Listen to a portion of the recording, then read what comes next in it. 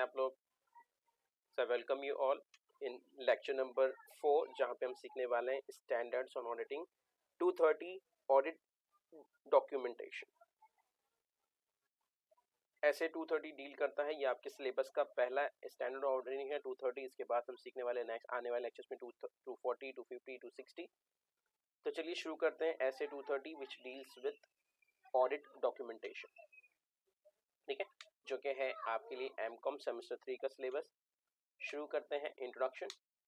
What is SA 230, standards on auditing 230 क्या है?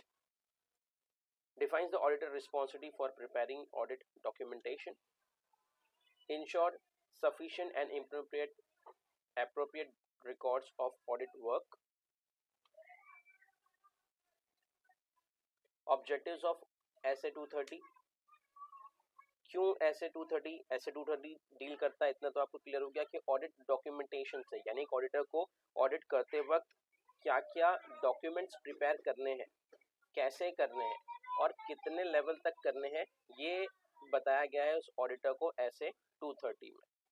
ठीक है, तो to provide evidence of the auditor's basis for a conclusion, यानी ऑडिटर ने जो रिपोर्ट बनाया है वो रिपोर्ट कौन से बेसिस पे बनाया है, तो ऑडिटर के पास क्या क्या डॉक्यूमेंट है वो डील करता है ऐसे 230 से। Then evidence that the audit has planned and perform in accordance with standards, यानी जो भी ऑडिटर ने कंक्लूजन लिखा है या throughout the auditing process उन्होंने जो भी काम किया है वो प्रॉपर उस तरीके से किया है जिस तरीके से रिक्वायर्ड है, जिस तरीके से ऐसे 230 ने बताया है, जिस तरीके से जो ऑडिटिंग स्टैंडर्ड्स हैं उनको फॉलो करते हुए एक ऑडिटर ने अपने कंक्लूजन को या रिपोर्ट को फ्रेम किया। Then importance of audit documentation, यानी जो एक ऑडिटर डॉक्यूमेंट बना रहा है, डॉक्यूमेंटेशन कर रहा है, रिकॉर्ड्स मेंटेन कर रहा है, वो क्यों कर रहा है, तो assist in planning and performing the audit, यानी ऑडिटर को हेल्प होगी प्लानिंग करने के लिए कि क्या काम पहले करना है, क्या काम बाद में करना है, और सेम काम यानी जो प्लानिंग के बाद उसको परफॉर्म करने के लिए भी हेल्प होगी अगर वो ऑडिट डॉक्यूमेंटेशन बनाता है। Then serve as a record of matter of continuing significance, यानी अगर उसको नेक्स्ट ईयर या आने वाले साल में भी या इसी काम को, इसी ऑडिट को कंटिन्यू करना है तो उससे डॉक्यूमेंट हेल्प होंगे। अगर आप खुद ही सोचिए एक चीज का ऑडिट हुआ है और उसका कोई डॉक्यूमेंट अवेलेबल नहीं है तो ऑब्वियसली आने वाले ऑडिटर को इससे प्रॉब्लम हो सकती है। करंट ऑडिटर को तो हो ही हो, लेकिन नेक्स्ट ईयर हो सकता है कंटिन्यूइंग ऑडिट को इससे प्रॉब्लम हो जाए। Aid in supervision and review, जब आपके पास डॉक्यूमेंट होगा तो आप देख सकते हैं कि कौन से बुक्स को प्रॉपर चेक किया गया है या नहीं किया गया है। Purchase book, sales book, purchase return, sales return, कौन सी बुक को अच्छे से रिव्यू किया गया है, चेक किया गया है या सुपरवाइज किया गया है और कौन सी बुक को नहीं किया गया। यानी एक ऑडिटर अपने वर्क को या अपने असिस्टेंट के वर्क को भी इससे असेस कर सकता है, सुपरवाइज कर सकता है। Then provide evidence for legal and professional requirement, यानी ऑब्वियसली अगर उस ऑडिटर के पास डॉक्यूमेंट होंगे तो ये डॉक्यूमेंट वो आने वाले टाइम में भी प्रेजेंट कर सकता है अपने, चाहे कोर्ट के सामने उसे प्रेजेंट करना पड़े या दूसरे स्टेक होल्डर के सामने उसे डॉक्यूमेंट प्रेजेंट करना पड़े। अगर डॉक्यूमेंट होंगे तभी वो दूसरी पार्टी के सामने, दूसरे स्टेक होल्डर के सामने ये डॉक्यूमेंट प्रेजेंट कर सकता है। देन की रिक्वायरमेंट 230 की क्या क्या रिक्वायरमेंट है?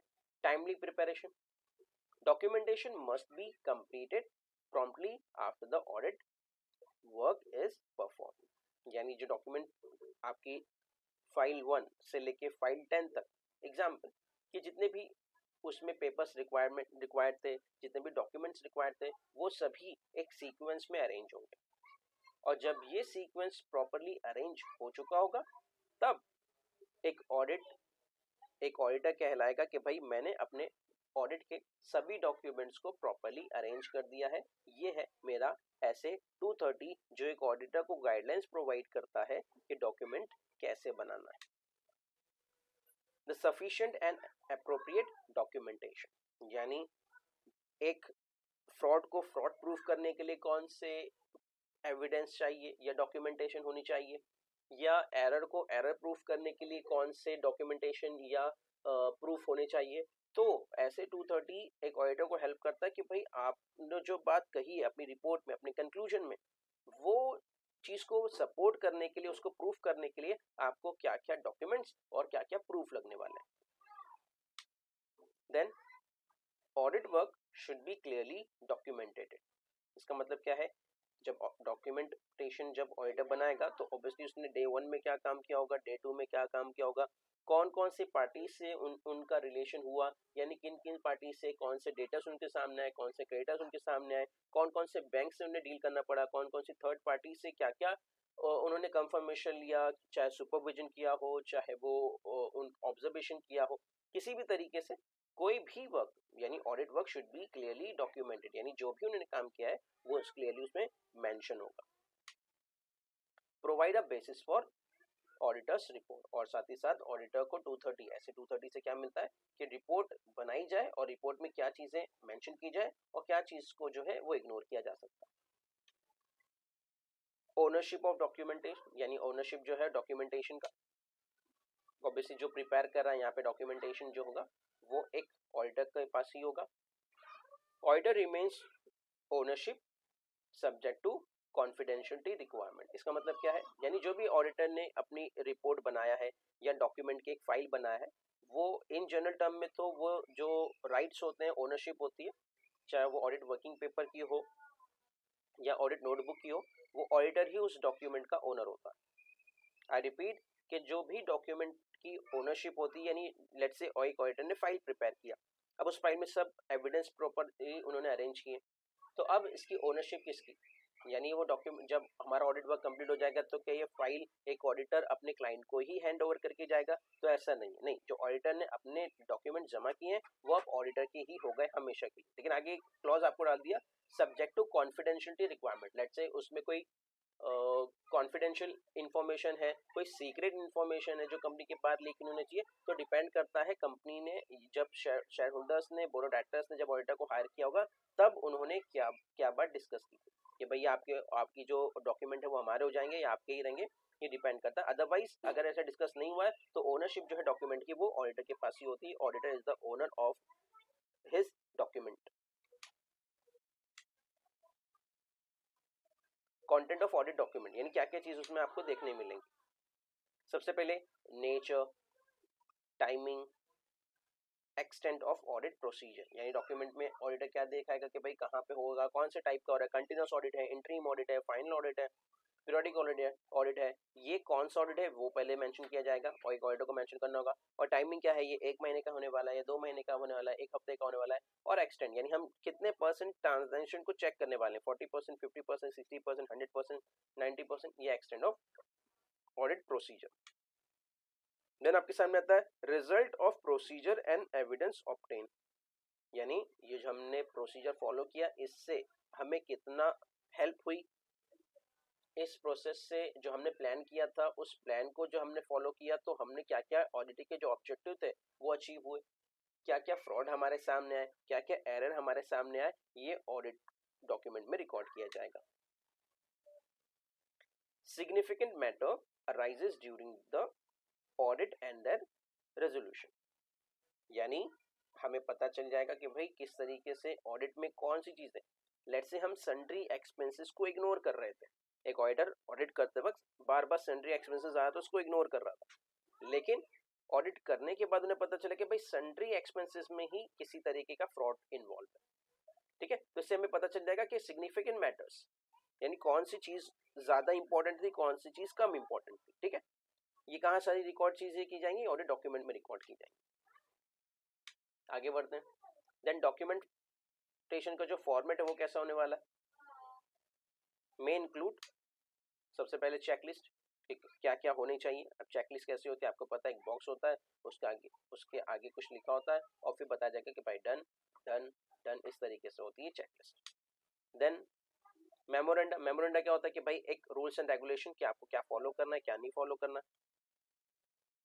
देन करस्पॉन्डेंस, करस्पॉन्डेंस क्या होता है, लेटर्स होते हैं, जो भी ऑफिशियल लेटर है जो कंपनी में आए हैं या कंपनी की तरफ से गए हैं, ये होते हैं करस्पॉन्डेंस।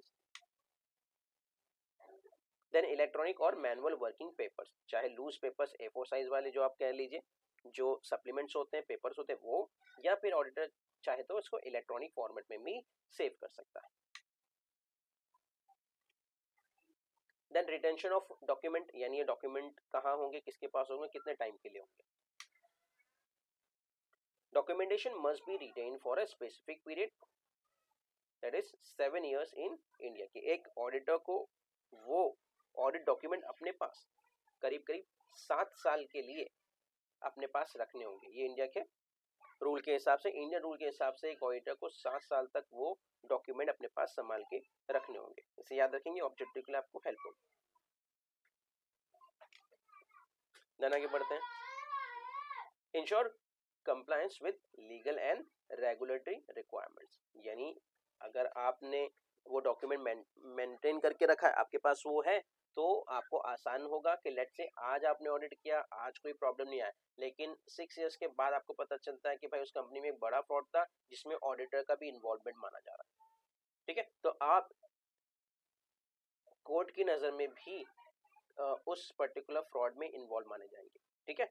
लेकिन अगर आपके पास डॉक्यूमेंट है कि आपने प्रूफ कर दिया था कि भाई उस टाइम पे फ्रॉड नहीं था, उसके बाद उसमें उन्होंने फ्रॉड किया और उसको उस पीरियड के साथ उन्होंने लिंक कर दिया कि भाई ये फ्रॉड जो हुआ था वो 6 साल पहले हुआ, तो एक ऑडिटर को अपना साइड प्रूफ करने के लिए, लीगल रिक्वायरमेंट प्रूफ करने के लिए भी वो पर्टिकुलर डॉक्यूमेंट जो है वो काम आएगा।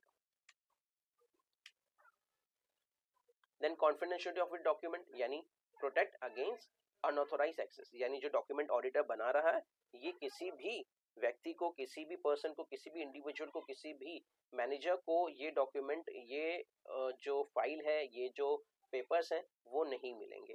अनऑथोराइज्ड पर्सन को नहीं मिलेंगे, जिसके पास अथॉरिटी उनको चेक करने का वो तो कर सकता है, लेकिन अनऑथोराइज्ड पर्सन नहीं कर सकता। Ensure confidentiality except when required by law और रेगुलेशन, यानी जो डॉक्यूमेंट है वो सेफ रहेगा अनलेस कानून ने या कोर्ट ने ही ऑर्डर दिया है कि वो पर्टिकुलर डॉक्यूमेंट जो आपने बनाया वो हमारे सामने प्रेजेंट कीजिए, अदरवाइज वो डॉक्यूमेंट जो है वो सेफ होंगे, ऑडिटर के पास होंगे। क्लियर। लीगली रिक्वायरमेंट है कि कोर्ट ने कह दे कि भाई ये डॉक्यूमेंट आपको सीबीआई को हैंड ओवर करने, ये डॉक्यूमेंट आपको पुलिस को हैंड ओवर करने, ये डॉक्यूमेंट आपको किसी लॉयर को हैंड ओवर करने, तो अलग बात है, अदरवाइज वो डॉक्यूमेंट सभी के सब ऑडिटर के पास होंगे, क्योंकि ऑडिटर के पास उसकी ओनरशिप होती है, अभी हमने सीखा था। Then benefits of SA 230, standard auditing 230 के बेनिफिट्स क्या है। सबसे पहले facilitates effective audit performance, obviously जब आप किसी चीज का डॉक्यूमेंटेशन कर रहे हैं तो आपको हेल्प हो जाती है एक स्मूथ फंक्शन करने में, अपने ड्यूटीज, अपनी रिस्पॉन्सिबिलिटीज अच्छे तरीके से परफॉर्म करने में। Provide a defence in case of allegation, अगर किसी आने वाले समय में, अभी हमने कुछ सीखा कि आने वाले समय में कि कोई भी अगर एक ऑडिटर के ऊपर ये क्लेम करता है कि आपने अच्छा ऑडिट नहीं किया जिसकी वजह से वहाँ पे फ्रॉड हो गया और आपने आइडेंटिफाई नहीं किया, लेकिन अगर आप ऑडिटर के पास डॉक्यूमेंट है तो ऑब्वियसली वो कोर्ट रूम में प्रेजेंट कर सकता है और बता सकता है कि भाई हमने अपना काम 100% अच्छे तरीके से किया है और इफेक्टिव तरीके से किया। Enhance audit quality through structured evidence, obviously जो एविडेंस आप प्रूफ करेंगे अच्छे होने चाहिए, स्ट्रांग होने चाहिए।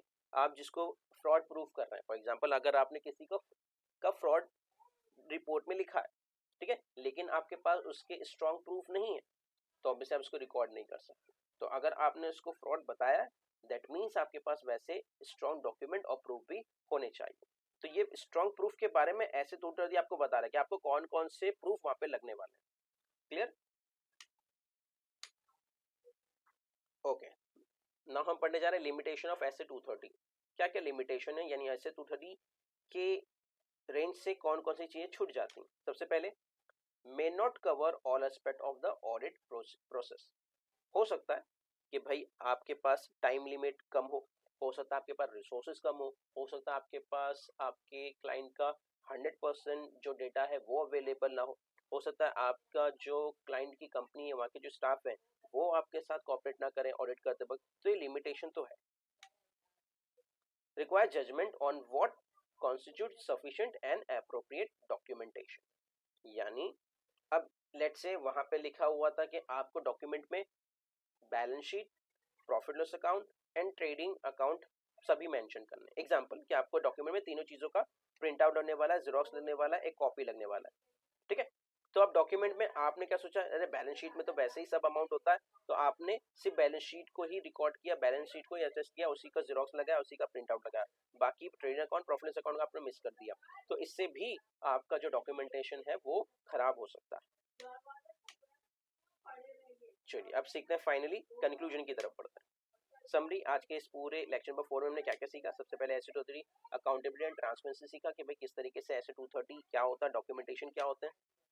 Essential for audit quality and compliance, यानी अच्छा ऑडिट होगा तो अच्छे ऑडिट के लिए आपको डॉक्यूमेंटेशन करने पड़ेंगे, एस 230 को फॉलो करना पड़ेगा। लास्ट में हमने proper documentation is backbone of the quality audit, ये पॉइंट आपको याद रखना है कि भाई अगर आपको अच्छा ऑडिट करवाना है, एक ऑडिटर को अच्छा ऑडिट करना है, तो प्रॉपर डॉक्यूमेंटेशन होनी चाहिए।